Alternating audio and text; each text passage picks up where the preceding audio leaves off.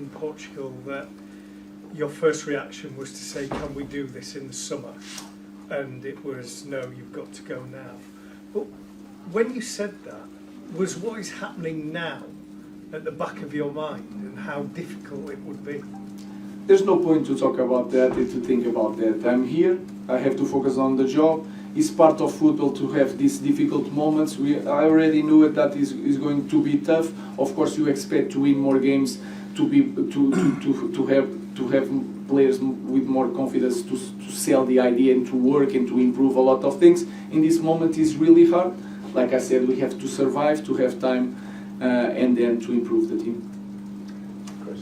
Hi, Ruben. You talked before very openly about how big clubs have to win and you don't have endless time. It's a ruthless business. We've seen that at Man United with Dan Ashworth. We've seen it at your Oakham Sporting. We just sacked the man who took your place. I mean, obviously it's absurd at the moment to be talking about your future, any kind of doubts at all, but are you comfortable that you have the time and the space to do the job that you need to go and do? The coach, the manager of Manchester United cannot be never, no matter what, comfortable. And I know the business that I'm in. So I know that if we don't win, regardless if they pay the buyout or not, I know that every manager is in danger, and I like that. I like that because that is our job. So I understand the question, and you can say that I'm here in month ahead for trainings, but we are not winning.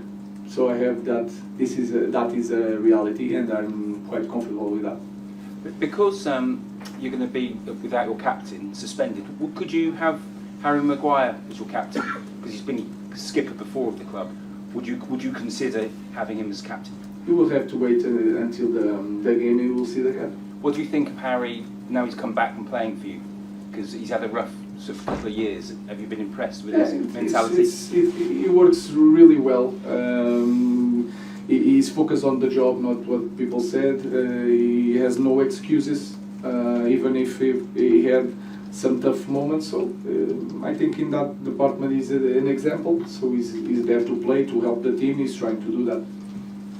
Good evening, Ruben. You mentioned the goalkeeper in the Tottenham game and this game. Do you think that referees need to make sure that they're protecting the players, or do you want your players to be stronger, or is it? I don't want after a defeat. I don't want to talk about that.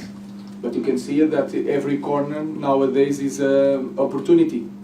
So sometimes you forget the small guys and the talented guys. You put 11 guys, 2 corners or two free kicks. If you can do everything inside the box. So, but that is the rules, and we have to not to cry about it, but do the same thing.